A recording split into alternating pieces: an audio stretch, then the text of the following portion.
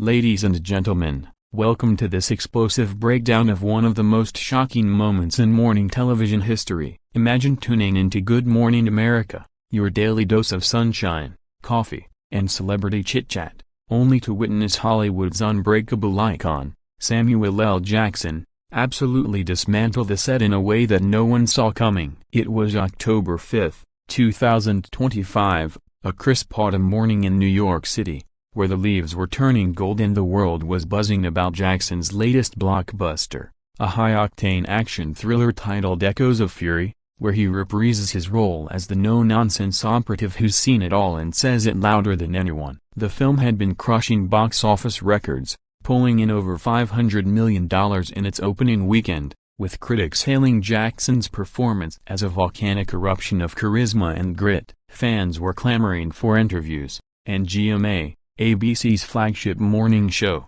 snagged the coveted slow-to a 15-minute segment meant to spotlight the movie, Jackson's decade-spanning career, and perhaps a teaser for his upcoming projects. Hosted by the ever-charismatic trio of Michael Strahan, Robin Roberts, and George Stephanopoulos, the show had built its reputation on feel-good vibes, light-hearted banter, and the occasional deep dive into pop culture. Strahan, the former NFL star turned media powerhouse, with his megawatt smile and easygoing charm, was particularly excited he'd interviewed Jackson before, back in 2019 during the Pulp Fiction anniversary special, and it had been all laughs and mutual respect. But this time, something was off from the jump, as Jackson strode onto the brightly lit set, dressed in a sharp tailored suit that screamed "I'm here to promote, not play games." The audience erupted in applause. Robin Roberts greeted him warmly, her voice full of genuine admiration. "Samuel,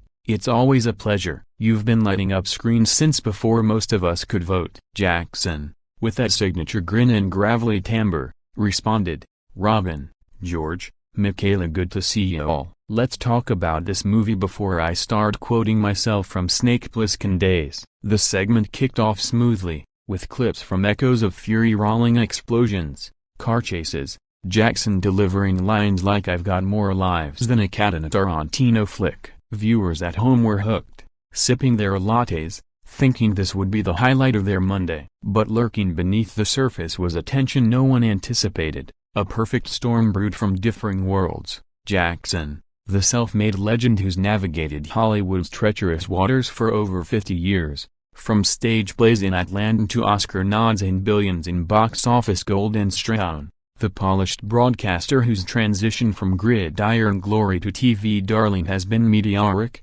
yet not without whispers of being too safe, too afraid to ruffle feathers in an industry craving authenticity. As the interview progressed, questions about the film's stunts led to Jackson sharing anecdotes from the set, how he insisted on doing 80% of his own action sequences at 76 years young, defying directors who suggested stunt doubles. "Age is just a number," he quipped, "but gravity, that's a whole other conversation." Laughter rippled through the studio, and for a moment, it felt like classic GMA magic. Yet, as the clock ticked toward the halfway mark, Strahan leaned in, his posture shifting from relaxed to probing, eyes narrowing just a fraction. What happened next would ignite a firestorm that would dominate headlines, social media, and water cooler chats for weeks. This wasn't just a spat, it was a collision of titans, exposing the raw underbelly of celebrity interviews where promotion meets personal boundaries. And trust me,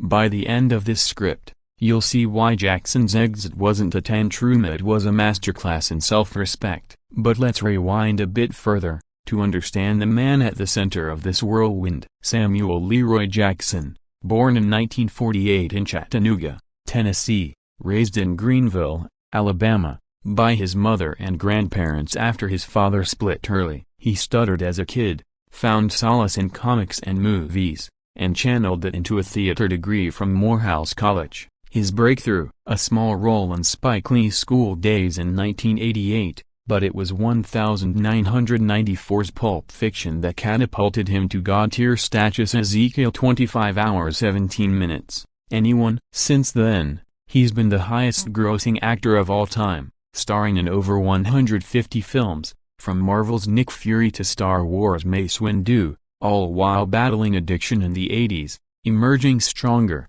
founding the Star Wars-sponsored One for the Game anti-drug campaign. Jackson's no stranger to controversy. He's called out racism in Hollywood, advocated for gun control after Sandy Hook, and dropped F-bombs on live TV without apology. He's authentic, unfiltered, the guy who says what we're all thinking but too polite to voice. Contrast that with Michael Strahan, born in Houston to a military family, rising through the NFL as a defensive end for the Giants, sacking quarterbacks with ferocious glee, winning a Super Bowl in 2007. Post-football, he charmed his way into TVA, first as a correspondent on Fox NFL Sunday, then co-hosting Live with Kelly and Michael, where his chemistry with Kelly Ripa made him a household name. By 2016, he jumped to GMA, bringing athletic energy and dad-joke humor to the desk. But critics have noted Strahan's interviews can veer into ambush territory,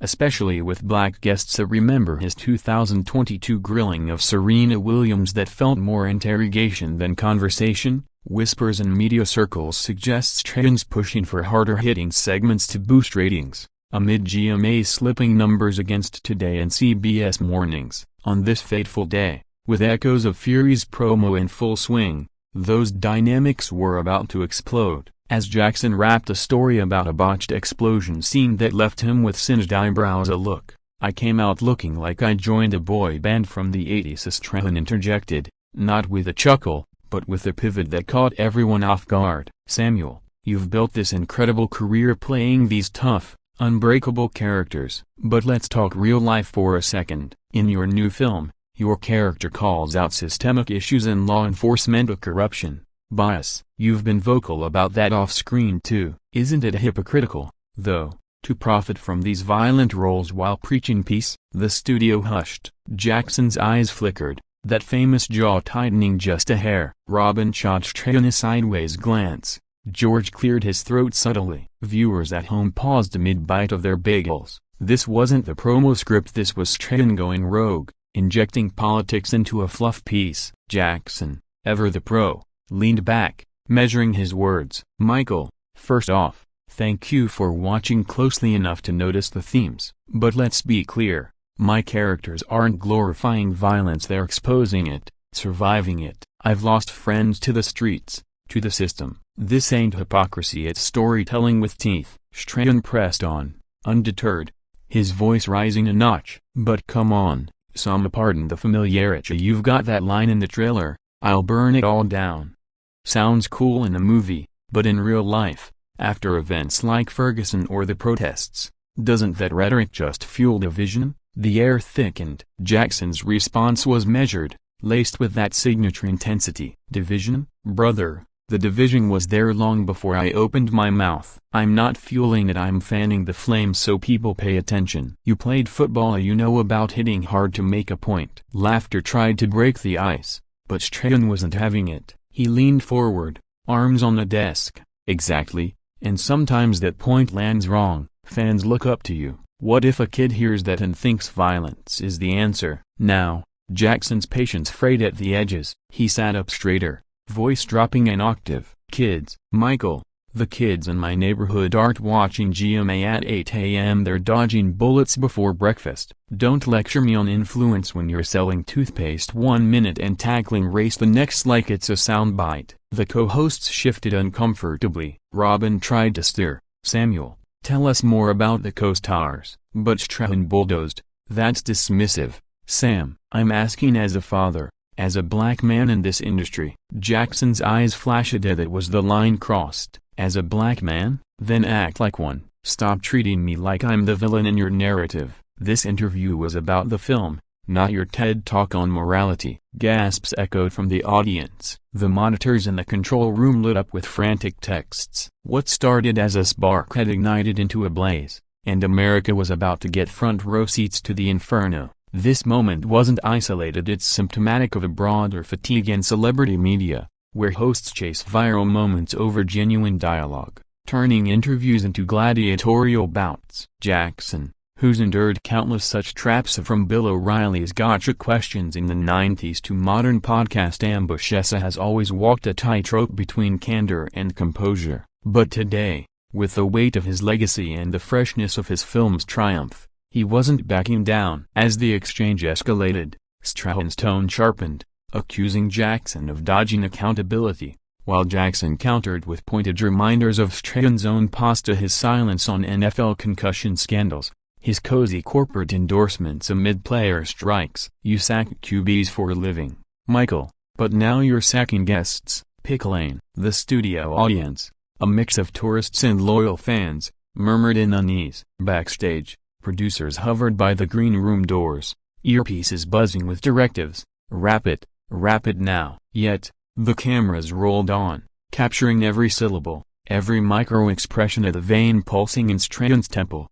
The steely resolve in Jackson's gaze. It was raw, unscripted television at its most electric, a reminder that beneath the glamour, these are flesh and blood humans clashing over ideas that cut deep. And as we dive deeper into this script, we'll unpack not just what was said, but why it mattered, why Jackson's stand resonated like a thunderclap in a culture starved for unapologetic truth. But hold on, because the real fireworks were just beginning to pop. The tension in the Good Morning America studio had reached a boiling point, the kind where the air feels electric, heavy with unspoken challenges and the faint hum of live broadcast nerves. Samuel L. Jackson, seated in the guest chair that had hosted everyone from presidents to pop stars, fixed Michael Strahan with a look that could curdle milk, a part incredulity, part wearied disappointment, all unyielding fire. Accountability? Jackson echoed, his voice a low rumble that commanded silence. Let's talk accountability,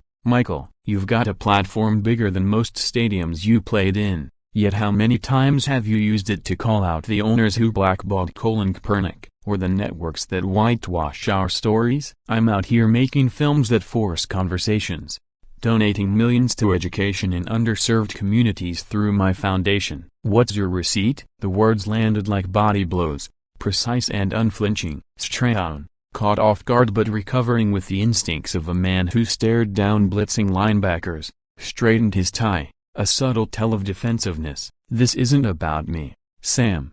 It's about you, your influence, your responsibility. Fans see you as a hero, but heroes don't just talk tough, they back it up. Robin Roberts, the anchor with 30 years of poise under pressure, interjected softly, "Gentlemen, we're here to celebrate echoes of Fury." But her words dissolved into the ether as George Stephanopoulos, ever the diplomat, nodded along, his eyes darting to the segment timer flashing red at 12 minutes gone. The audience, packed with early rising New Yorkers clutching mugs of diner coffee, shifted in their seats, whispers rippling like aftershocks. At home, Nielsen ratings spiked 40% in that instant, as word spread via texts and tweets. Is Sam beefing with Strahan on GMA right now? Back in the control booth, executive producer Simone Swink gripped her headset, barking orders, "Stay all night, this is gold, but if it tanks, we're sunk." Jackson, undeterred, leaned forward, elbows on knees, his presence filling the frame like a scene from one of his blockbusters. "Back it up? I've backed it up my whole damn career, from marching with Dr. King as a teen to turning down roles that caricatured black pain. You wanna play journalist? Fine, but don't come at me sideways because your show's dipping in the demos." This ain't 30 for 30, it's promotion, not prosecution. Strahan's smile, that trademark weapon of disarming charm, faltered into a grimace. "Dipping demos? That's low, even for you." "I'm holding a mirror reflecting what America wants to hear." The retort hung there, audacious, inverting the power dynamic as if Strahan were the interviewer and Jackson the subject under scrutiny. It was a bold misstep, one that ignited Jackson's fuse completely. "A mirror? Boy, that mirror's got more cracks than your Super Bowl ring collection after the divorce settlement." A waft of the personal jab, a reference to Strahan's high-profile 2006 split from his first wife, splashed across tabloids with alimony figures north of 7 figures. Gasps echoed. A woman in the third row dropped her phone. Strahan's face flushed, a rare crack in his armored cool. "Keep my family out of this. You're the one who can't handle heat." Jackson rose halfway from his chair. McCord taut. "Heat? I've been in the fire since you were in Pee Wee football. You think this is heat? This is you swinging wild because you forgot the script." The co-hosts froze. A Robin mouthing cut the break. George signaling frantically. But in live TV, momentum is a beast, and this one charged ahead. Jackson's mind raced back to past slights. The 1990s Variety interview where a white host questioned his urban dialect, the 2018 Golden Globe skit that painted him as the angry black man trope. He'd swallowed those for the greater good, but not today. Not when his film, a labor of love scripted by a rising black writer from Compton, was at stake. Echoes of Fury wasn't just explosions, it was a narrative on redemption, on black men reclaiming agency in a world that scripts their downfall. To let Strahan derail that? Unthinkable. As the verbal sparring intensified, Strahan escalated, voice booming. "You're walking a fine line here, Samuel. America loves you, but they hate divas who bail when questioned." Jackson's laugh was bitter, echoing off the studio lights. "Divas? That's rich coming from the guy who wore more jewelry on the field than Mr. T. Question me all you want, but respect the chair I'm sitting in." The audience applauded tentatively, a murmur of support swelling. Social media was already ablaze, a #Jackson vs. Strahan trending at 50,000 posts per minute. Memes of Jackson's Pulp Fiction glare superimposed over Strahan's sack celebrations flooding TikTok. Celebrities chimed in.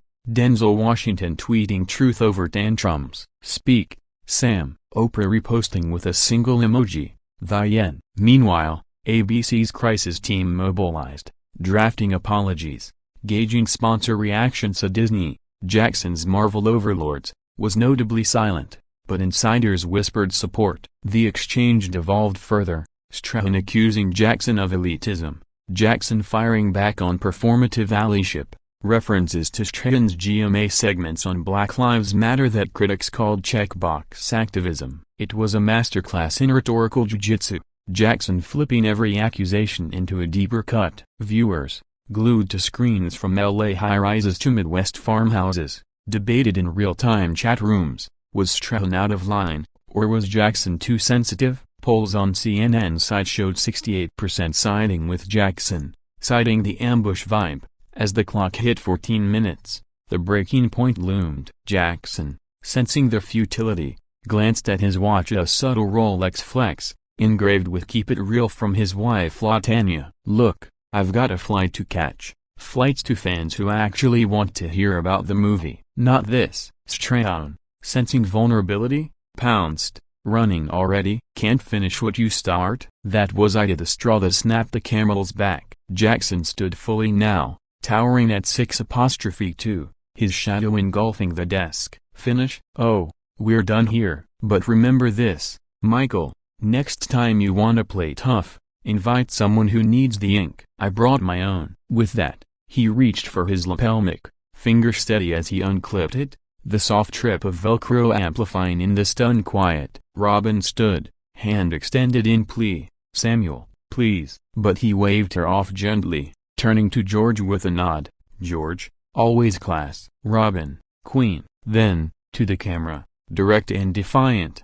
"America, go see Echoes of Fury. It's bigger than this noise." Strahan, arms crossed, muttered under his breath, "Loud enough for the hot mic. Run away, big man." "Show you can't take it." Jackson paused at the edge of the set, back turned, then pivoted slowly, that iconic stare locking on. "Take it? I just gave you a lesson for free. Use it." The doors swung shut behind him, leaving a vacuum that sucked the oxygen from the room. Cut to commercial. A black screen, thundering heartbeat sound effect in post, but live. It was pandemonium. Staffers rushed in with water bottles, makeup artists hovering like medics. Strahan slumped, face in hands. Robin whispered fiercely to producers. Outside, Jackson's team waited with a black SUV idling curbside, his publicist scrolling damage control emails. But as he slid into the leather seat, phone buzzing with 10,000 notifications, a small smile cracked of indication already brewing. This walkout wasn't defeat, it was declaration. In the annals of TV blow-ups, think Tom Cruise's couch jumping or Kanye's Taylor snatch, it stood apart. Not chaotic rant but controlled combustion. And as backlash brewed against Strahan, Jackson's box office surged 15% that weekend, proving sometimes the best promo is the unscripted truth. But the story doesn't end with the door slam. Oh no. The aftermath was a tsunami waiting to crest.